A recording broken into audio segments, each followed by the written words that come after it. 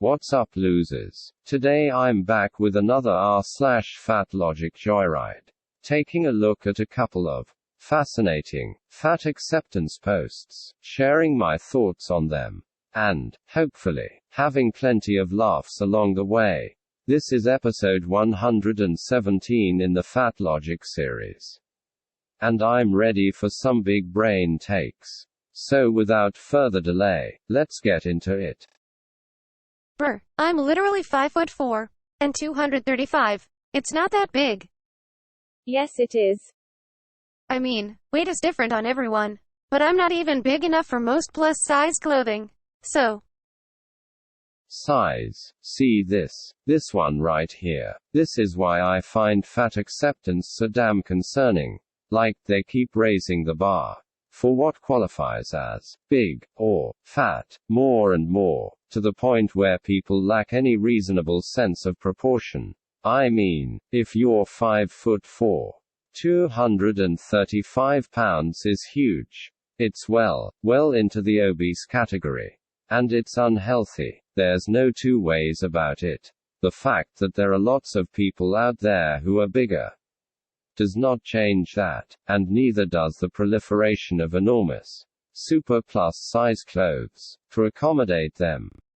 It's like these people think that the unhealthiness of obesity is somehow mitigated by its prevalence. Like if you're obese by yourself, maybe that would be a problem. But since you're standing next to 4 other people, as fat or fatter than you, and each of you is wearing nice, well-fitted plus-size clothes, then everything will be okay. In reality, of course, that's not how these things work. And all you really have in the scenario described is 5 dangerously obese people, and a giant problem for society. In responding to posts like this, I can't help but feel a little bad, because I'm not trying to shame or pick on anyone for their weight. And I understand that for people as heavy or heavier than this poster, it might sound like that's what I'm doing. But really I just want to stress that being so overweight is unhealthy. It will, in all likelihood, cause you serious problems if you don't deal with it. And other people making the same bad choices as you are is not going to change that. Being obese does not make you a bad person. And it does not diminish your individual worth. But it does make you unhealthy. And it would be unwise to overlook this, based on what your friends, or worse, random fat activists on the internet, are doing.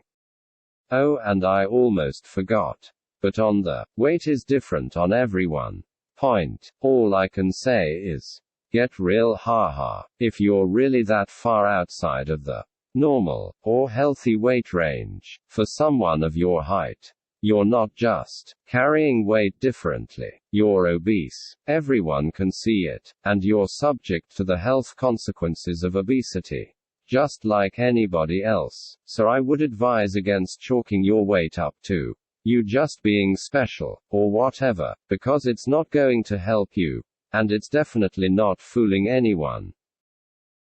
The actual reasons that doctors recommend intentional weight loss. They don't actually care about their patients. Too lazy, and/or incompetent, to actually diagnose what's wrong. Too lazy to keep up to date with current research. They're just a greedy frick, taking cash from the diet industry. They're a fat-phobic asshat in doctors' clothing. They just want a non-compliant, fat person out of their office as fast as possible. Well, gee, I wonder why they would want that. Reading this post gives absolutely no indication of why doctors might find fat activist patients impossible to deal with. Right, it's a real mystery. One can only scratch their head. No, but seriously, I'm sure that most doctors do try their best with their fat patients. Even the quote, non-compliant ones, and I'm not suggesting that they should just kick fat activist patients out for disagreeing with them. But at a certain point, it's hard to see how any kind of productive treatment can be initiated. if the patient comes in holding views similar to those of this poster. Because frankly, the post is completely and utterly nuts. It's delusional, in its suggestion that doctors are less medically knowledgeable or competent than fat activists. It's conspiratorial and paranoid, in its assertion that doctors are greedy fricks, taking cash from the diet industry. And it's wildly disrespectful, in its characterization of doctors as lazy, incompetent, greedy, fat-phobic asshats, who don't care about their patients. It's easy to say that doctors just have to deal with it. And that it's part of the job. But I really don't see how they're supposed to provide any kind of useful medical assistance under such challenged circumstances. I mean, imagine actually being a doctor, and having the author of this post come in for an appointment. You share your professional opinion, and they refuse to listen, insult you, question your motives and smear your character, all in as aggressive a manner as possible. I don't doubt. What are you actually supposed to do at that point? The patient clearly doesn't trust you or respect you, and they had decided that they weren't going to listen to your advice before they even walked in. There's no room for negotiation there that I can see, and I'm not at all surprised that these appointments prove to be nothing more than a frustrating waste of time for all involved. Because from the very outset, the fat activist patients were more concerned with grandstanding than they were with seeking professional medical advice. All in all, I just cannot express strongly enough my distaste for fat activists like this poster. It's one thing to hold wacky views about weight and health, and to refuse orthodox medical treatment on this basis. But to lash out at your doctor, insult their intelligence, and baselessly accuse them of corruption, just so that you can avoid taking any responsibility for the problems you brought upon yourself, is narcissistic and selfish as frick, and I've got no time for it. What you think intuitive eating is? Eating anything and everything you want. Fries, donuts, soda. What intuitive eating actually is: rejecting dieting, honoring hunger, challenging the food police, honoring fullness, feeling satisfied from food, coping with emotions, respecting your body, joyful movement, gentle nutrition. I keep any food in the house that I want, whereas 3 to 6 months ago, I wouldn't allow myself to have cookies, pastries, chips, or bread in my house. I eat breakfast, and I keep snacks with me almost all the time, and I'm so much happier, fuller, and balanced. Diet culture rebel, redacted.